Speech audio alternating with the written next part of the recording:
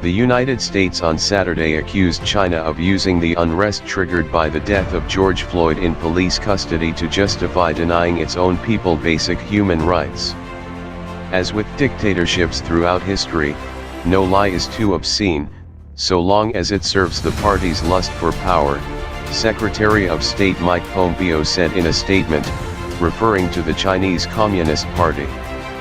"This laughable propaganda should not fool anyone," Pompeo added. China has repeatedly criticized the U.S. over the Floyd case, but it was not immediately clear which of its comments Pompeo was referring to. Beijing has long been infuriated by criticism from Western capitals, especially Washington, over its handling of the pro-democracy protests that shook Hong Kong last year. And as unrest erupted across the United States over racial inequality and police brutality after the May 25 death of Floyd, an unarmed black man, Chinese government spokespeople and official media launched broadsides against American authorities. Chinese Foreign Ministry spokesman Zhao Jian on June 1 seized on the anti-racism protests in the U.S. to accuse the U.S. of hypocrisy, calling racism a chronic disease of American society.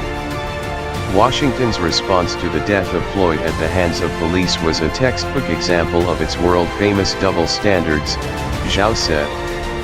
Why does the U.S. lionize the so-called Hong Kong independence and black violence elements as heroes and activists, while calling people who protest against racism rioters? Zhao asked. The CCP's propaganda efforts, seeking to conflate the United States' actions in the wake of the death of George Floyd with the CCP's denial of basic human rights and freedom, should be seen for the fraud that they are, Pompeo wrote. His remarks came at a low point in US-Chinese relations, with President Donald Trump harshly criticizing Beijing for its handling of the coronavirus pandemic. Newton was not the first Panther to visit Beijing. His colleague Robert F. Williams spent several years there, as detailed by the historian Matthew D. Johnson.